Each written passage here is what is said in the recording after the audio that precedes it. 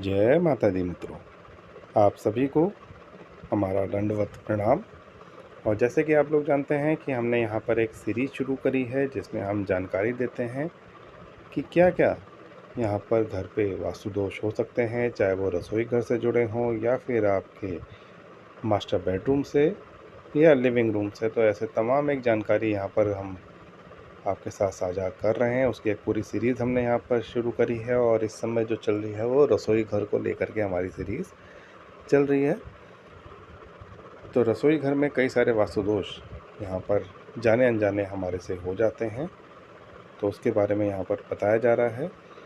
जैसे कि कुछ घरों में जो गृह कलह है, कलेश है, वो बहुत ज़्यादा होता है, झगड़े बहुत ज़्यादा होते हैं, चाहे वो पति-पत्नी हों, भाई-बहन हों, परिवारजन हों, इनके साथ आपके गृह कलेश रहते हैं और इसका एक प्रमुख कारण आपका रसोई घर भी हो सकता है। तो उसी से जुड़ी आज की वीडियो में हम आपको जानकारी देंगे। वीडियो की शुरुआत करने से पहले आपसे एक अनुरोध रहेगा, रिक्वेस्ट रहेगी कि अगर आपको हमारे द्वारा दी गई जानकारी पसंद आती है, तो आप हमारे वीडियो को लाइक करें, चैनल को सब्सक्राइब करें, साथ ही दिए गए नोटिफिकेशन बेल को भी दबा दें, जिससे हमारे हर अपकमिंग वीडियो की जानकारी आपको समय रहते मिल पाए। तो गृह कलेश अगर आपके घर में रहता है तो उससे कैसे बचना है, क्या इससे बचाव हो सकते हैं, उसके बारे में आज यहाँ पर आपको विस्तार से जानकारी देंगे। तो समस्या तो देखिए ये है कि ये जो गृह कलेश है, कई बार चूल्हे की गलती की वजह से भी होता है। जी हाँ, जो आपने रसोई घर में चूल्हा रखा हुआ है, उसकी गलत दिशा के कारण भी यहाँ पर गृह कलेश हो सकता है। या फिर आपके किचन की टाइल्स टूट गई हैं, या रसोई घर आपका जो है वो बहुत ज़्यादा बिखरा हुआ रहता है, मैसी रहता है, क्लमज़ी रहता है, या फिर अस्वच्छ अगर वो रहता है, तो फिर आपको यहाँ पर थोड़ा-सा सतर्क होने की आवश्यकता है। देखिए, उपाय की अगर बात की जाए, तो जो आपका चूल्हा है, गैस चूल्हा, अग्नि का प्रतीक है और उसकी साफ़-सफ़ाई बहुत आवश्यक है, परम आवश्यक है। तो इसलिए आपको क्या करना चाहिए, उस चूल्हे को हमेशा साफ़-सुथरा करके रखना चाहिए। जब आप काम ख़त्म कर लें, अपना खाना-वाना बना लें, तो उसको एक साफ़ कपड़े से पोंछ करके चूल्हे को भी साफ़ आपको करना चाहिए। इसके अलावा अगर कुछ गिर जाता है, मान लीजिए दूध उबाल रहे हैं, दूध गिर गया, तो वो भी समय रहते ही उसको पोंछ लीजिए। ऐसा नहीं कि वो जमा होता रहे, उस पे गंदगी बढ़ती रहे, ऐसा नहीं करने देना आपको। साथ ही साथ किचन में जो टूटी-फूटी टाइलें हैं, मान लीजिए टाइलें चटक गई हैं, गिर गई हैं, तो या तो उसको रिपेयर करवा लीजिए या फिर उसको बदलवा लीजिए। ये काम आपको करना है, आपको ऐसे टूटे-फूटे किचन को अपना नहीं रखना है।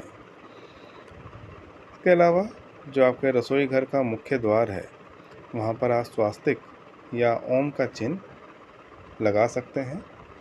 आप उसके दरवाजे पे भी बना सकते हैं या फिर उसकी साइड वॉल, जो आपकी एंट्री जहाँ पर हो रही, चौखट जहाँ पर लगी है, वहाँ पर भी आप इसको ओम का चिन्ह या स्वास्तिक का चिन्ह लगा सकते हैं। साथ ही रसोई में मीठी वस्तुएं रखनी चाहिए, जैसे कि आपका मिश्री हो गया, गुड़ हो गया।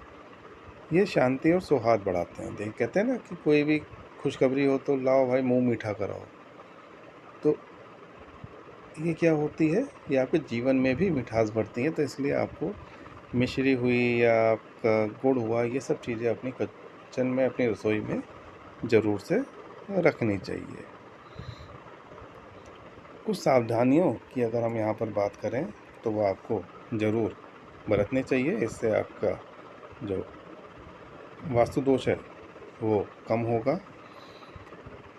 जैसे कि अगर किसी बात पे कहीं लड़ाई हो रही है, कुछ कहा-सुनी हो रही है घर में, तो उस समय पे आपको किचन में नहीं आना चाहिए।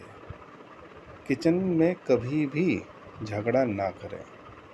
अगर किसी बात पे, देखिए, ये तो नहीं कहेंगे कि कभी आपका परिवारजनों के साथ, हस्बैंड वाइफ में कभी भी कोई झगड़ा नहीं होगा, कहा-सुनी नहीं होगी। वो तो एक टास्क है, रूटीन है कि वो होना ही होना है और वो एक स्वस्थ रिश्ते की निशानी भी होता है। लेकिन किचन के अंदर आपको, रसोई घर के अंदर आपको झगड़ा नहीं करना है। साथ ही कई बार हम देखते हैं लोगों को कि रसोई घर में बैठे-बैठे वहाँ पर मोबाइल देखते रहते हैं, टीवी देखते रहते हैं, तो ये वहाँ की ऊर्जा को थोड़ा-सा भटका देता है। कोशिश करें कि आप रसोई घर में इस तरह की एक्टिविटी ना करें, मोबाइल को ना देखें और साथ ही आप टीवी को भी ना देखें, अवॉइड करें उसे। और कुछ लेडीज़ होती हैं, वो क्या करती हैं, बच्चे को किचन में ही बैठा के होमवर्क कराना शुरू कर देती हैं कि किचन में बैठ के यहाँ होमवर्क करो, यहीं मैं अपना काम भी करते आ रही हूँ, तुम्हें देखती रहूँगी। ये भी काम आप ना करिए। बच्चों को पढ़ाई के लिए एक अलग से स्पेस दीजिए और जब किचन का काम निपटा लें तब बच्चों की पढ़ाई में साथ में लगिए। ऐसा नहीं कि उनको किचन में बुलाकर वहीं बैठा के आप काम करवाएं।